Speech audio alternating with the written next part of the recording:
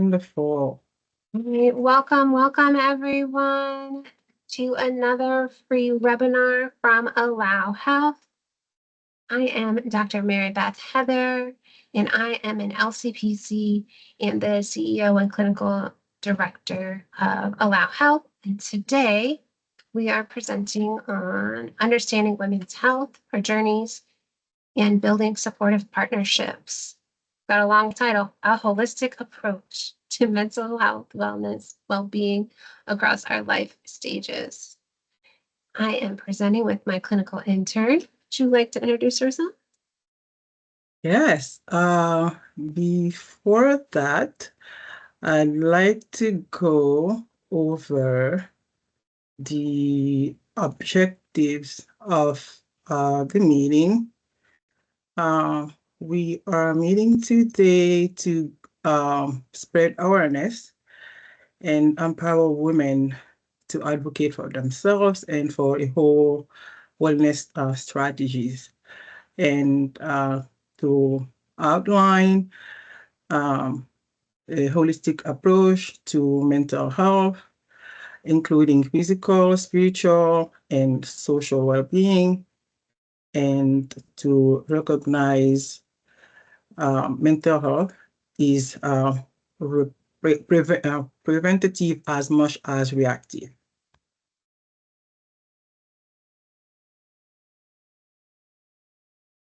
Okay, let's go to the next slide. All right.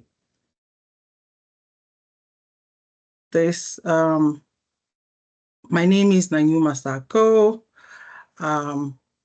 I already went over this. Okay, I'm having some technical issues here. Bear with me. I'm losing us a little bit. Okay.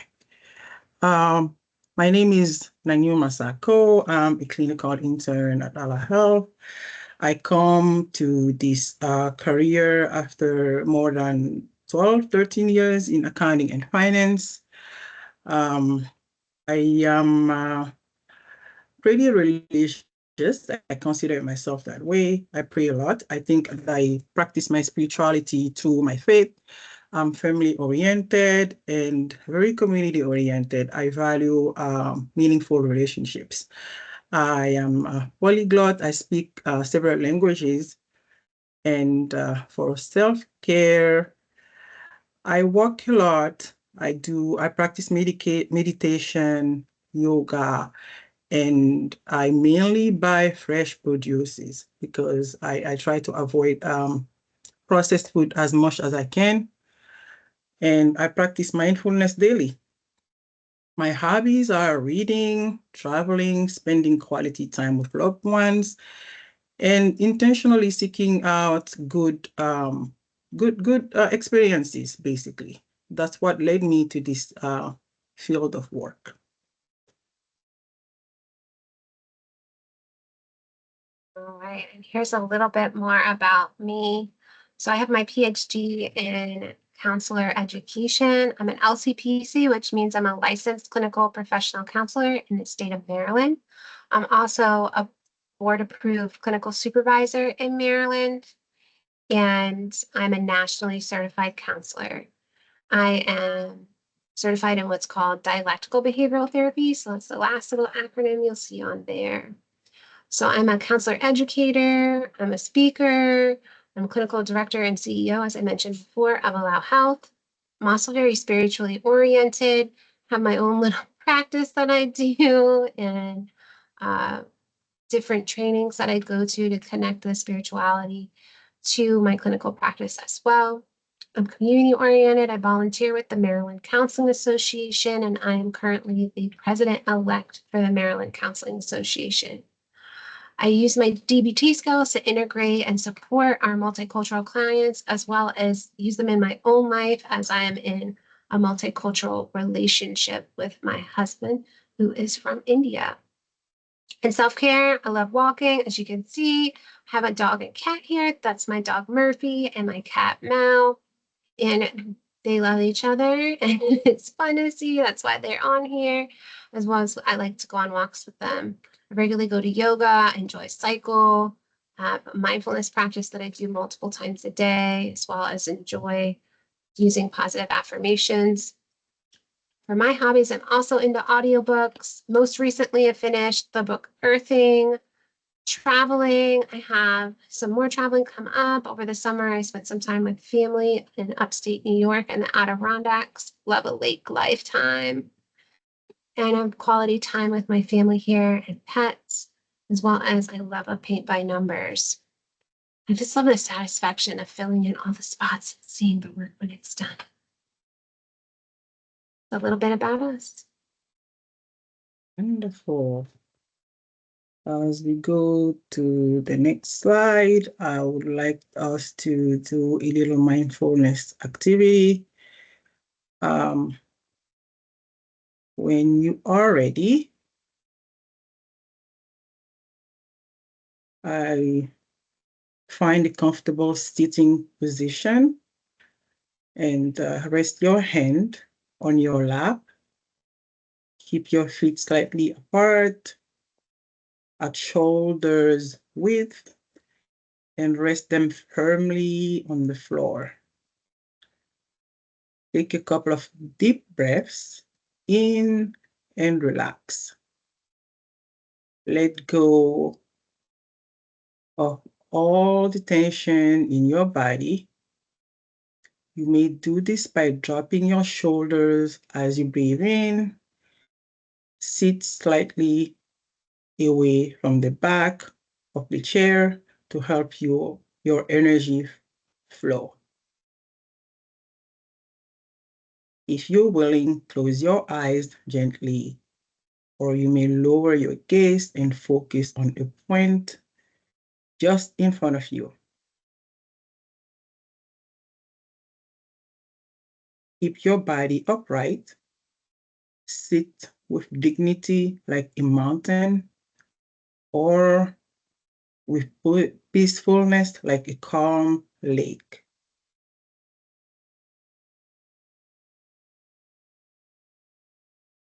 Now see if you can sit with the purposeful attention of being here and now, without any demand or judgment.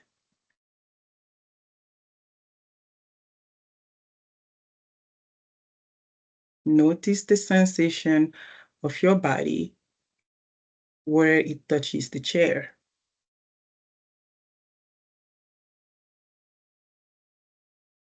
Now focus on breathing.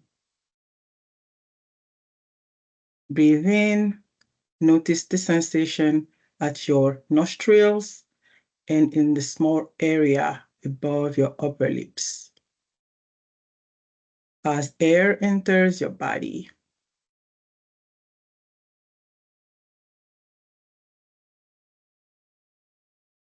breathing out, notice the sensation in the same area.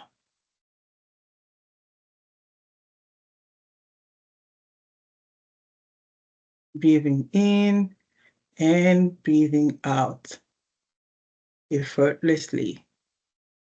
Notice the sensation of your belly as your breath goes in and out.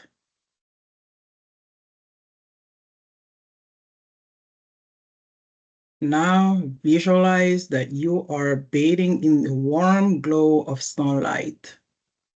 You can feel the gentle breeze brushing against your skin. These all bring a smile to your face.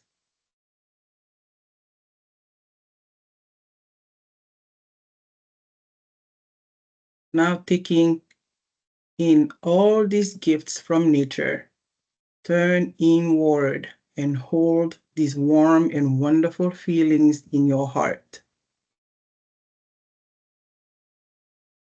Take a moment to locate where in your body you're feeling these warm and wonderful feelings.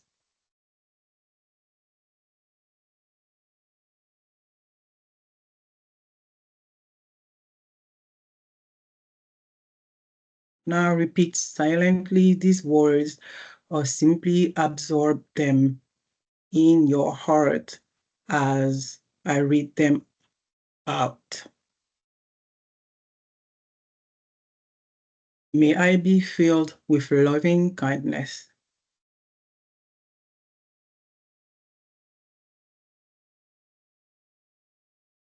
May I be peaceful and at ease.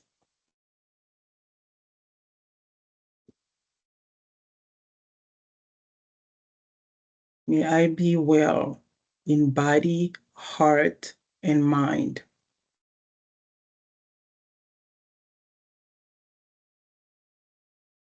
May I hold my suffering in great compassion and kindness.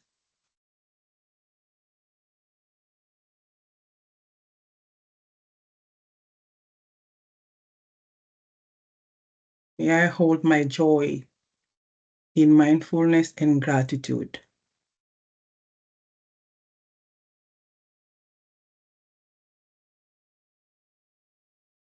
May I be well. May I be happy. May I be free.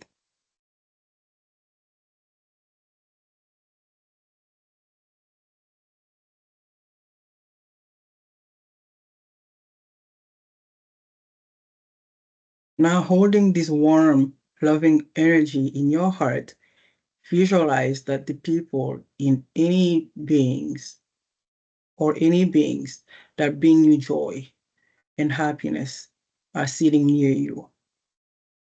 Feel your connection with them as one.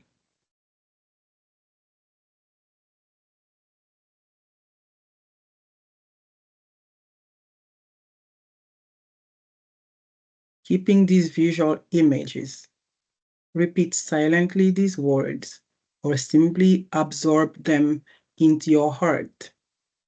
May we be filled with loving kindness.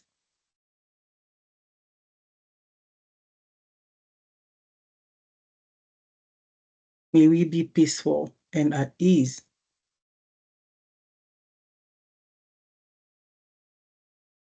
May we be well in body, heart, and mind.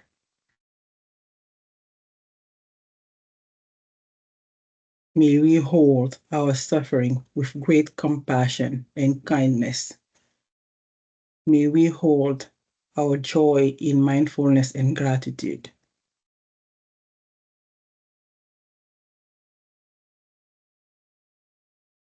May we be well. May we be happy. May we be free.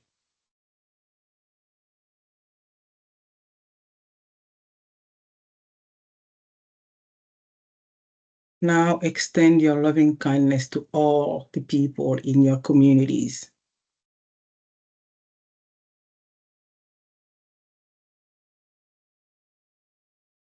your neighborhood, the city you live in, the state of Maryland, wherever you come from. Extend love to it. The world,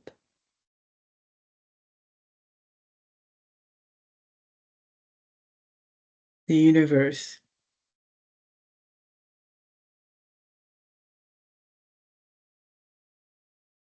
Now, still holding this warm and loving energy and feelings in your heart, return to wherever you are, into your normal breathing.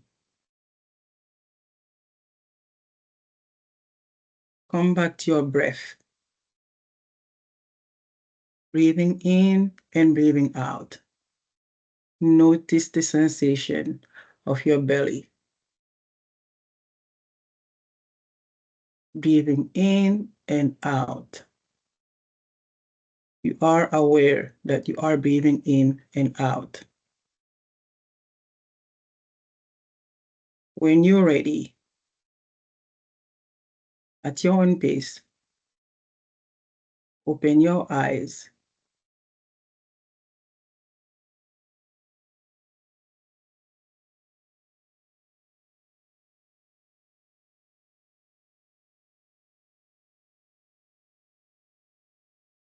Thank you so much. Yes. So as we are grounded and ready to continue, if you have questions as we're going, feel free to use the chat feature to give us feedback. If we have a specific question, there is a Q&A button. You'll see those most likely right above at the top of the meeting in a little chat or Q&A box. Yes, and to let us know how that experience felt for you. And it's always good to transition in between tasks, like from work to home or from home to work. When you're doing something different, to take a pause and breathe and do a small mindfulness activity. If it's praying, whatever it is that you do, just to transition into it easily. And let's start with genetics, because this talk is about women, how we are made and how we progress through our different life stages. There is a book called like It Didn't Start With You. I feel like that's appropriate to talk about here. Oftentimes women internalize everything as if it were their fault, but usually what it is really, everything that we experience in our body, our biology, our physics, our traits, come from our parents who inherit all our genes from both parents. Can you imagine those two combined into us and trying to navigate all those things? Dr. Heather, we can move on or you can add, okay. So genetics, these are conditions that are strongly linked to genetics, the reproductive system, cancers, such as breast and ovarian cancers, gynecological and hormonal disorders, such as polycystic ovary syndrome and endometriosis, and bone health, osteoporosis that shows up most of the time during menopause.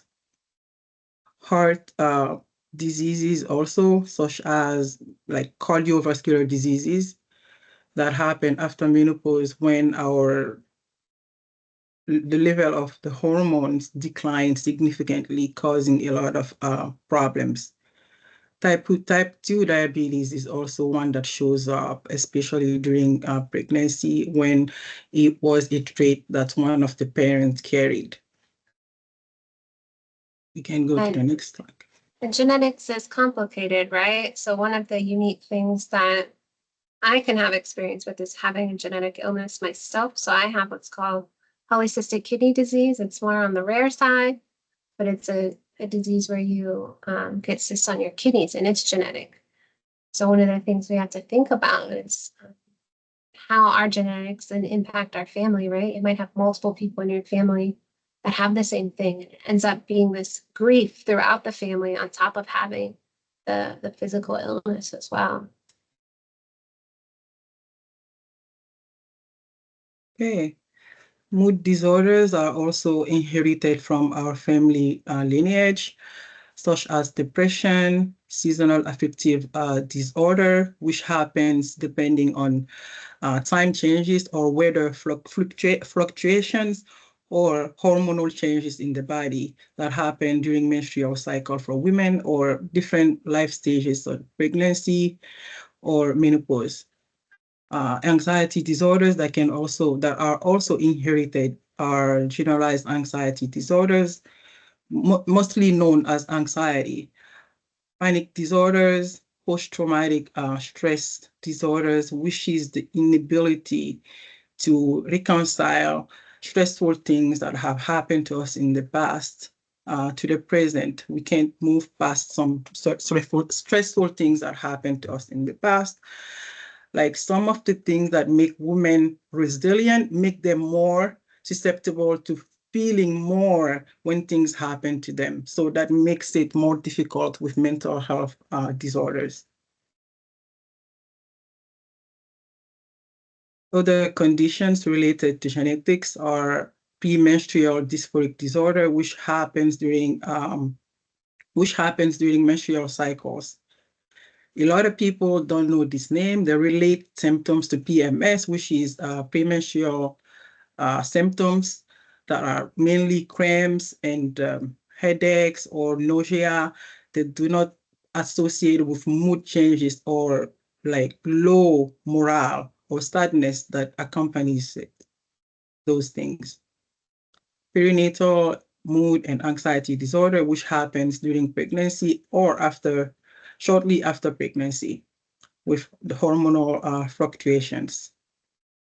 Perimenopausal depression, which happens during menopause when hormones decline significantly, like I already mentioned in the previous slide.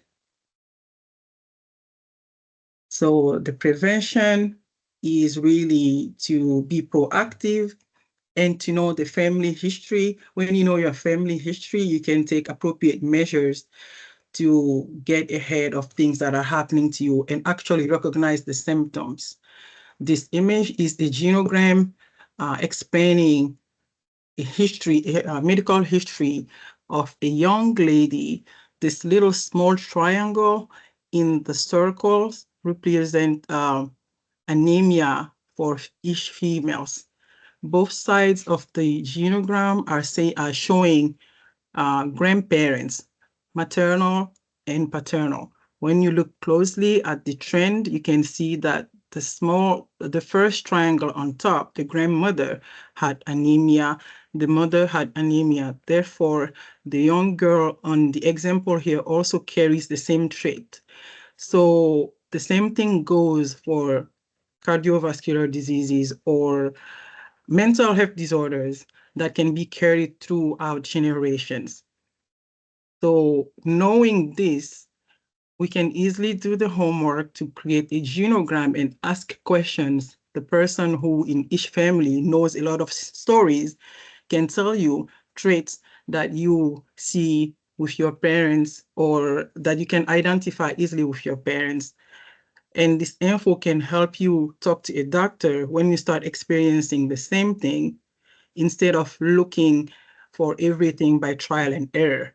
Like, this is what happened to my parents, and this is the treatment that worked for them. Most likely, that's the treatment that can work for you, but it will be a good starting point to know your family history, basically. And epigenetic, I love epigenetic. This is giving us our power back.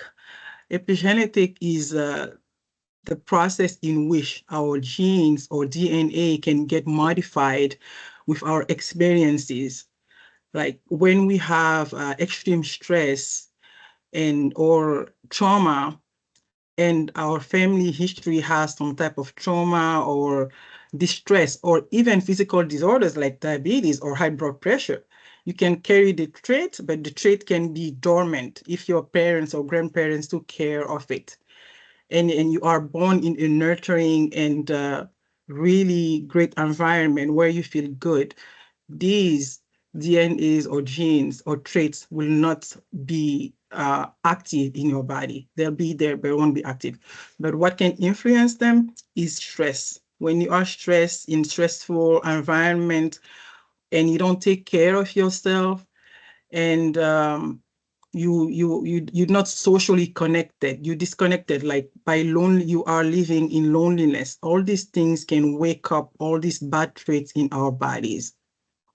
So it's very important to choose our environment and try to change and take advantage of the brain plasticity, because the brain keeps evolving throughout our lives and we don't even know it, but knowing it, you can make a difference, can help you. Dr. Heather. And these are examples of things, mental health issues that can be passed down by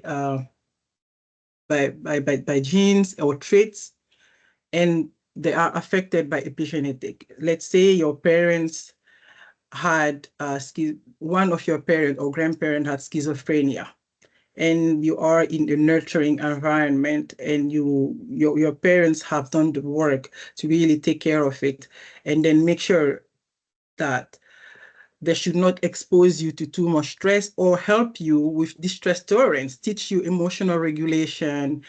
And because they're aware, they're taking all those proactive measures that can prevent you from having a full-blown disorder manifestation. Your symptoms may be very mild or very small to the point that it's not noticeable and you know how to deal with it. So all these things can be waken up, even if they're inactive in our bodies, by the environment in which we are living in. It's kind of like a light switch getting flicked on. So there's a lot of great new research about epigenetics and following families that are Holocaust survivors and how there's specific illnesses that are related to certain families and how they link through the families. And they're tracking this to up to 7 generations back, which is exciting for research and sad for us as humans. So hopefully, as they continue to research, we can come up with new ways to trigger the switches the other way.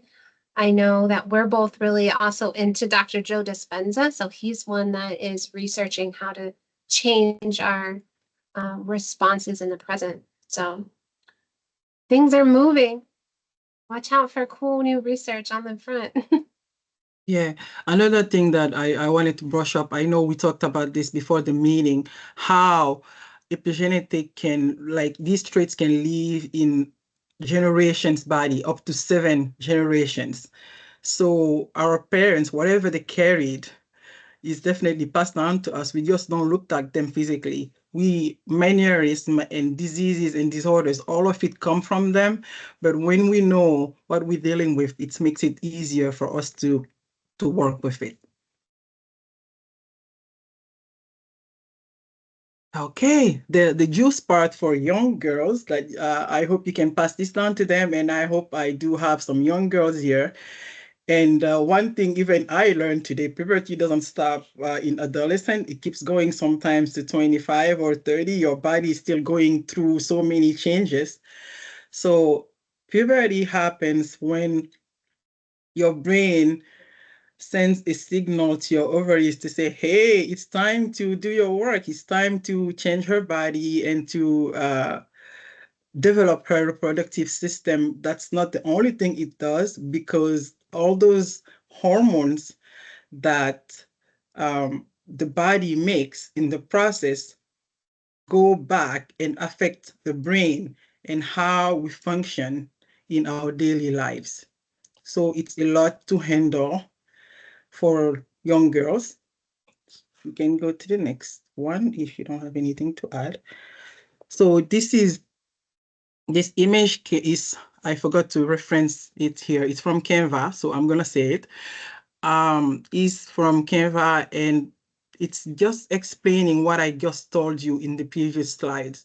It starts in the brain and then goes to the ovary. The ovary in turn affects everything else going up to the brain. So puberty is a very significant event that happens in women's lives, because after that, everything else will be definite. The health, especially all facets of the overall health, will depend on it heavily.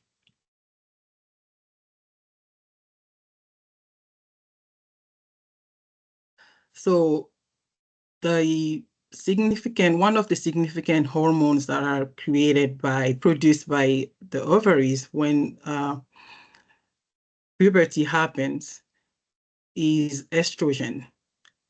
It provokes breast development and fat redistribution, and just making girls look like women when they're just little girls. So in addition to all the hormonal changes in the body, the external attention that these girls are getting is difficult to cope with most of the time, because their bodies are reacting a certain way that they're not used to, and they're getting all these comments. Sometimes people will start giving them comments or compliments. They don't know how to handle them. So as parents or as grown-ups, it's very important to be aware of what's happening with your kids and to actually talk to them.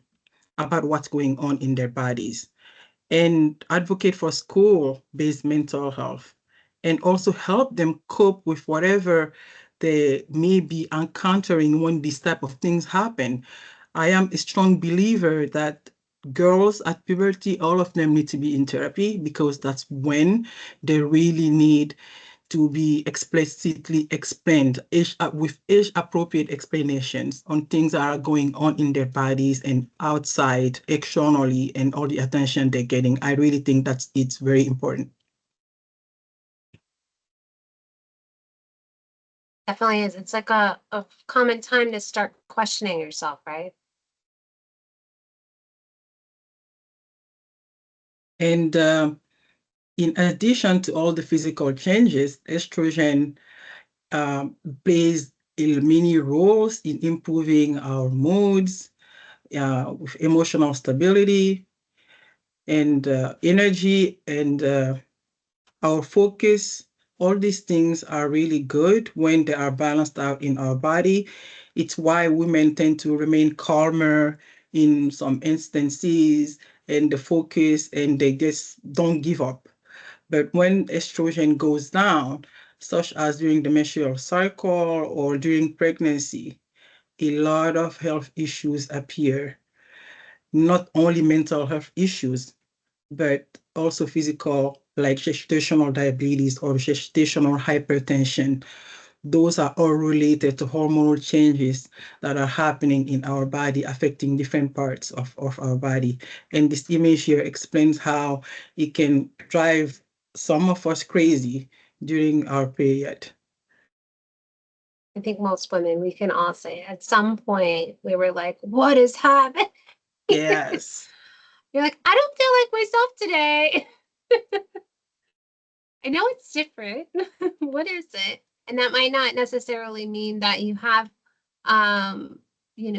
PMDD. You might not have something that's clinically significant, but you also might have something that is hormonal related, and to be aware what's going on. Totally. So the other significant hormone is progesterone, which deals with our sleep quality and stress buffering. And it also helps regulate our menstrual cycle by balancing the overflow of the estrogen. That can be a problem if it's too much.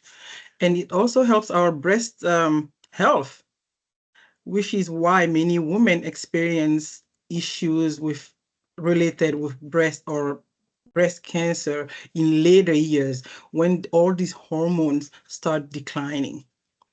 And this is also protecting our bone health, which also declines as we age.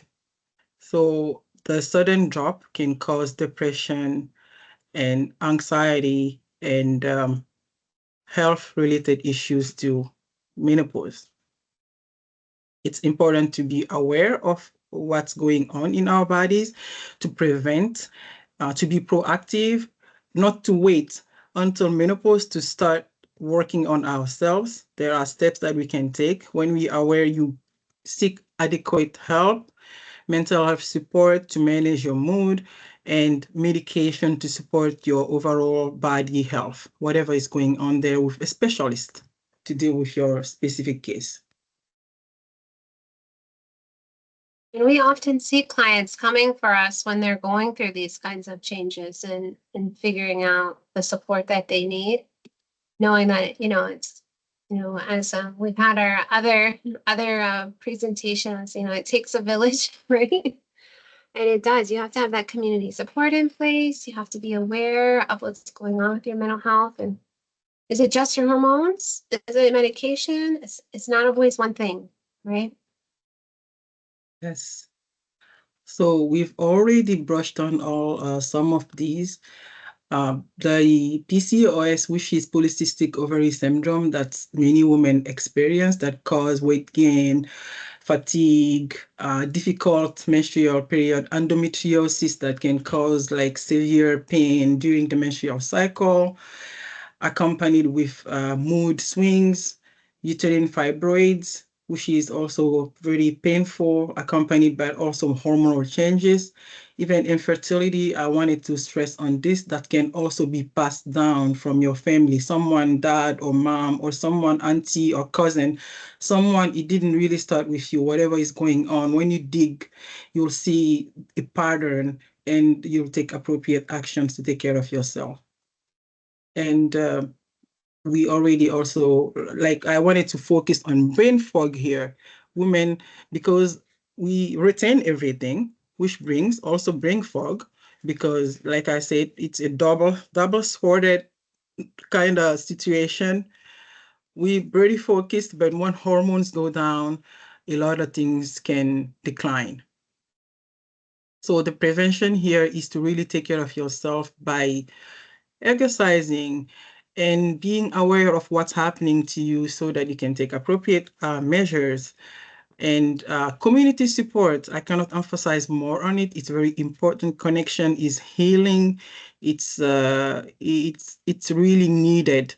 It's a holistic way of looking at your health care that will really improve the overall health, because one side will spill over the other and mess up everything. You really have to look at all the facets of your health.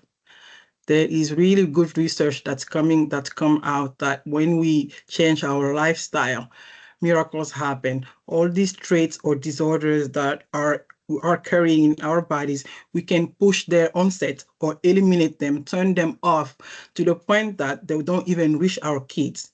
They're completely eliminated by the time we have our own kids, because we've done so much work on ourselves. How motivating is that? It's amazing, right? I feel like the big one we see with our clients is just diet, exercise, and being aware of what chemicals you're putting in your bodies, right? Whether it's alcohol, caffeine, energy drinks, whatever you're consuming, it can click these different buttons inside. Yes, yes. So these are some hormonal disorders that are caused by uh, that are present in females: thyroid dysfunction, adrenal fatigue, and estrogen dominance that I had mentioned in previous slides, that can be really balanced out by proper progesterone, but when they are in imbalance, it causes other issues. So all these things cause weight changes, fatigue, anxiety, and menstrual irregularities. One thing that I really wanted to focus on also, when you buy fresh produce, wash them properly, because they are sprayed with a lot of pesticide, and it's very important to make sure that we're not consuming things that are going against our system. And read labels. It's not sometimes about the quantity or whatever, but what are you really eating? Real food. That matters more than anything. Is it real food versus like all these processed things they put in the food? Just be aware of it.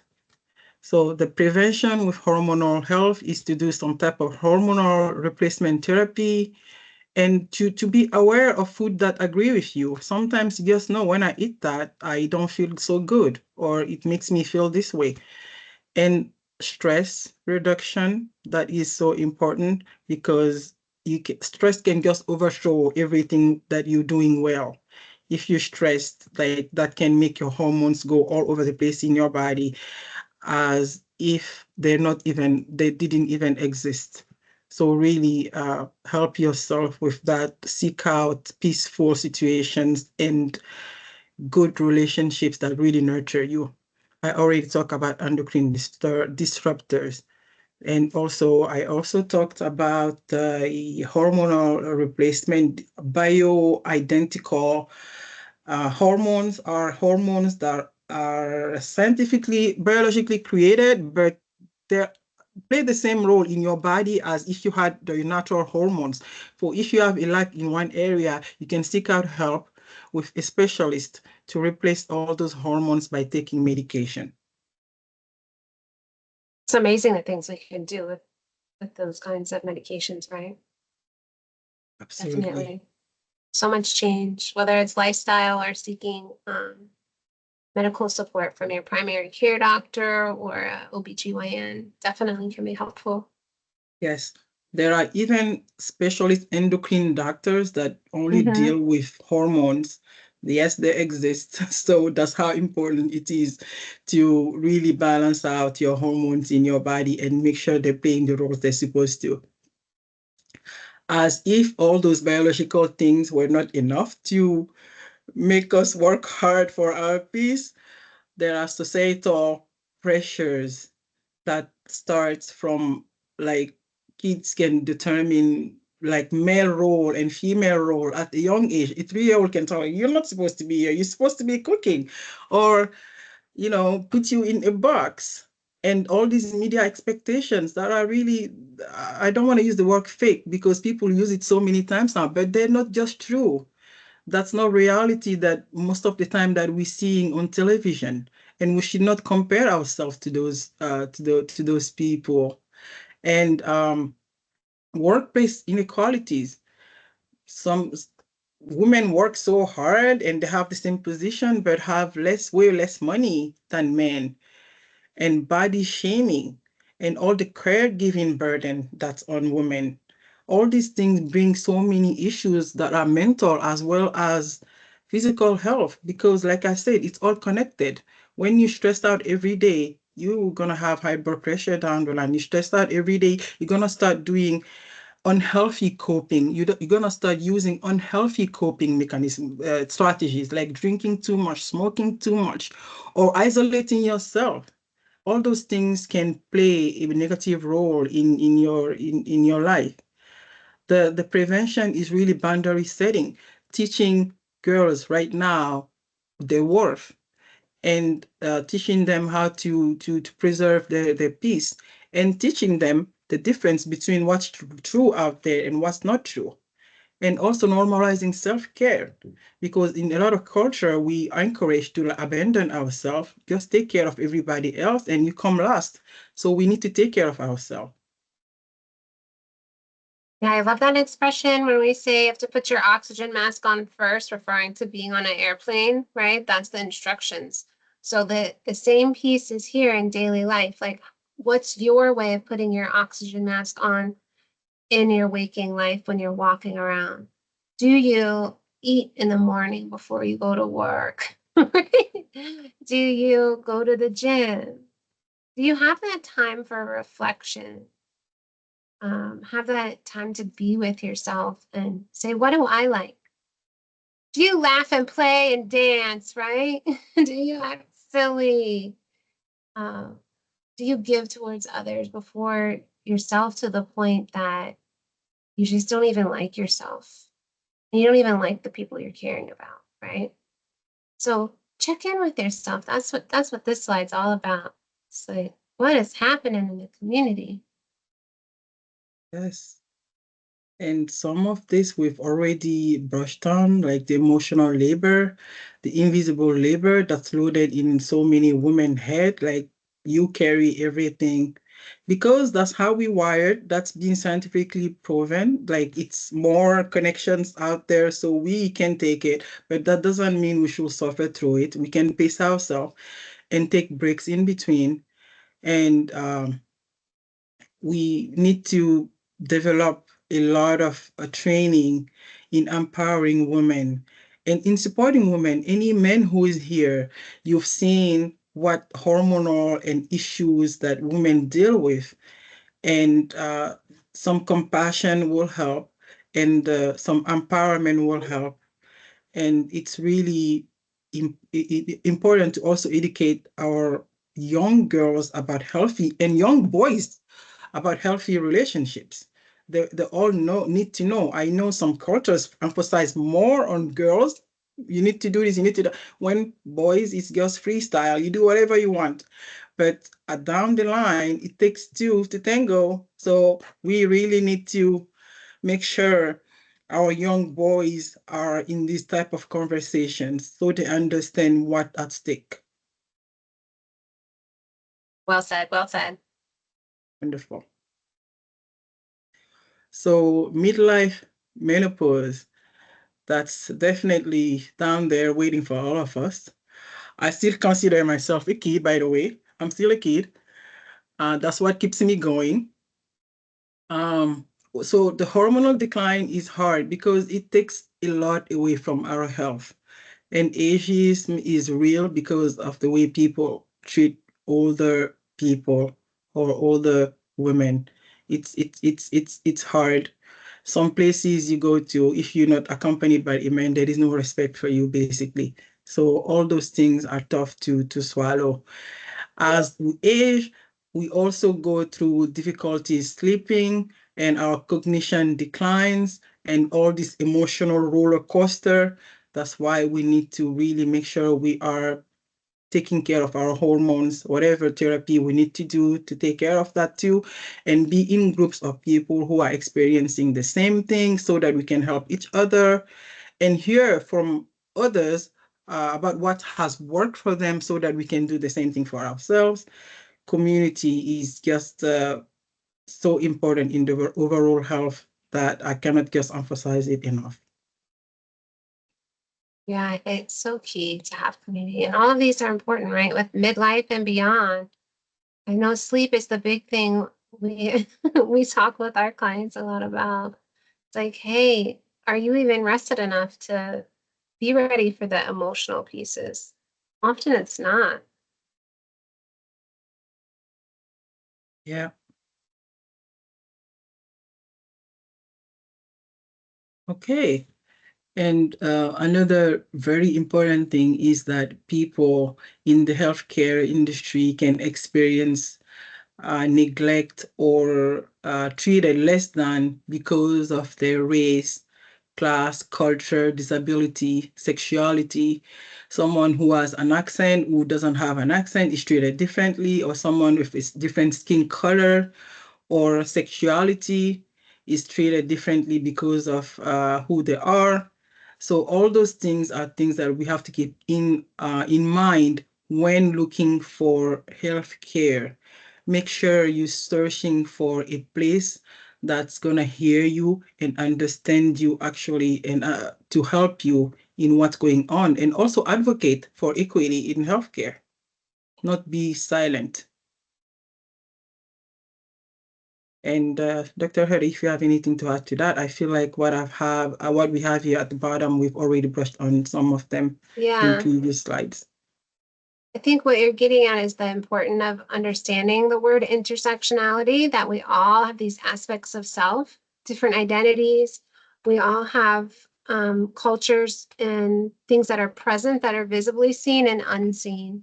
And what you want to do is be aware of what yours are, your identities, your intersectionality pieces, so that you can seek out the provider, the clinician, the type of treatment that's going to match what you're looking for. That oftentimes you might go with something for insurance and then you're in there and you're like not getting your needs met and wasting money, even though it's covered by insurance because you're just don't feel that anything's being met. So really it's to be aware that you can switch, right? That's what's coming up for me when I'm reading this slide. It's okay. Find somebody that maybe identifies with some of your identities so you can relate to them. Totally. So on this slide, I know like a lot of people practice things differently or separately. I want to emphasize on the spirituality because that's a big part of my life. Like I said, my spirituality is really linked to my religion, how I practice my faith. And it's really important to trust, to have hope. I link it with hope and trusting and having help. Like the universe is helping me, God is helping me. I have so many things working out for me, and that already puts you at an advantage of feeling better. It's a mood booster. There are so many research that shows that when you actually practice mindfulness, whatever spirituality you practice, it really enhances your health, not just mental health, but your physical health as well. So tend to your emotional care as you tend to your physical care. They all matter. One is not less than the other. And seek out support. Like I have already said that many times. And sisterhood and education. Sisterhood, I cannot say it more. It's really important to have that energy of women together helping each other. It's healing. As I'm saying it, I'm having goosebumps. It's really healing. Even one woman, you just connect with one woman, you're like, ah, you get me. There is something about being understood, that makes a difference. You got me. I released it finally, and I feel good. So seek out really meaningful relationship. It will change your life. And the prevention piece is to seek out consistent care. Care is not a one-time thing. Like I did it in 2010 and everything was good. I don't have to do it anymore. Girl, every year, check your physical health and check your mental health wellness as well. Right. You don't have to be you don't have to be a weekly client in therapy. You can do a monthly checkup or on a needed basis also. You need that. So be aware of your needs. When something is off, check it out and Yeah. build this stress tolerance. And I'm going to let you talk about this stress tolerance because you're the expert on that. Yeah, healing and empowerment is a heavy topic, right? I feel like there's so many buzzwords. We're healing, we're empowered, or we're women's empowerment. It all comes from within and it comes from community. So if you're able to set the strong foundation, as we were talking about earlier in childhood, or revisiting that foundation and build those blocks up again in the present, you're going to be able to have that continuity of care for yourself. You're going to be able to be ready to challenge things as they pop up and learn how to use distress tolerance. So distress tolerance is in the DBT skills orientation, and it's all about coping with things you can't change.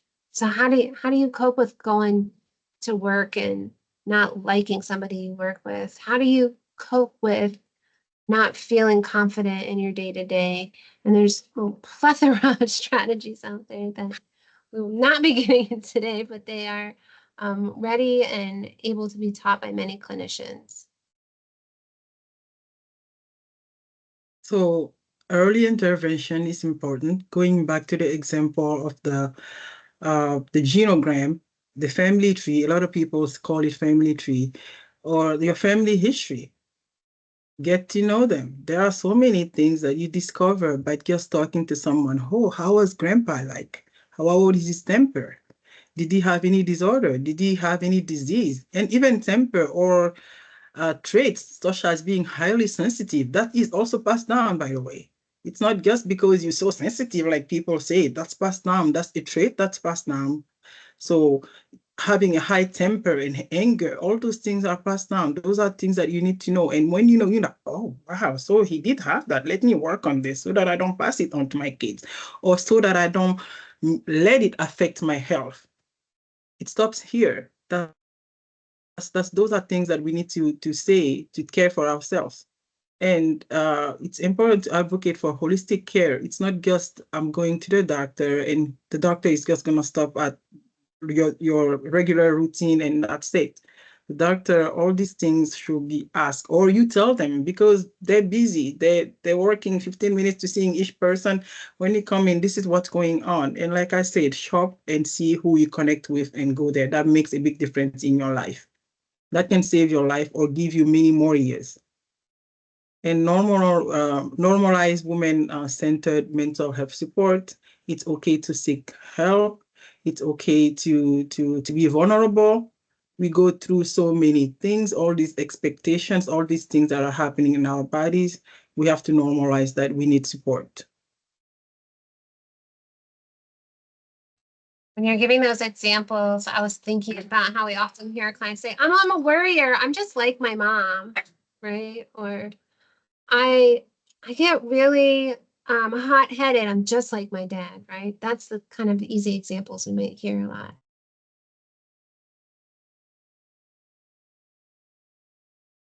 And this is the happy part. There are so many research that are showing that are working on chronic illness, a correlation with mental health. And I always believe that there is a correlation because your body is hurting, you cannot do anything, you in excruciating pain, that will definitely bring depression. Just like hormonal fluctuations are causing mental health issues to women, the same thing is happening with chronic health issues that are causing mental health problems.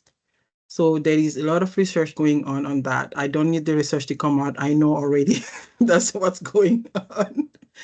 Yeah. And also, epigenetic is fun. Your environment can definitely make you or break you. When people say it, it's really true. When you are in a distressed environment, it will bring out all these traits or cause all type of health issues that you Hey, your could system's avoid. elevated. You're elevated. Your system's on. It's like thinking about back in the day, like you're running from an animal that's trying to kill you. That's what your body is in, this heightened state of arousal. Your brain is on, your system is on, and it's telling you to get out of there. So it's attempting to protect you. My Yes. dog wants to come say hi to everybody today. Yay. He just got a haircut, so he's somewhat of a naked baby right now. Say hi, Murphy. It's like, what? Someone is sending love. Oh, thanks. So we'd like to end with a note that when we care for women, we really are protecting our future generations, because whatever is happening in woman's body is passed down to her kids and is easily preventable because of epigenetics, which is giving us so much hope. The right environment can turn off all these negative traits that can cause issues. Or knowledge also is power. When we know, we can treat. When we don't know, then we become those people who are always at the doctor's office, still don't know what's going on in their bodies. I know those type of stories. I've heard of them. I don't know what's going on. I've seen so many specialists. I still don't know what's going on. I'm suffering. I don't know. And one day they know, oh, that was just that. Here's the medication, and you're done. And then you've suffered for so long. So I want to give you I want to give you motivation to be aware of your family medical history, and that will give you a lot of answers about your own health. Dr. Heather, um, I just agree with you. It's so important to be aware. And if you're unsure about your family history, do your best to remember what's happened in your life and moving forward, document and keep it. If you're in seek of services and you want to reach out to us, we do have our contact information here. You can email us at hello@allowhealth.net. You can also give us a call at 443-499-4047, or even just visit our website or follow us on our YouTube or other social media accounts, Facebook, Instagram, and LinkedIn, and we'll be sharing more information every week to help everyone. yes, take care of yourself. You are your biggest advocate. No one is coming to save you. Be your own advocate, be your own educator, and help your kids and help young girls or young boys take care of themselves. Mental health matters, and it's all connected.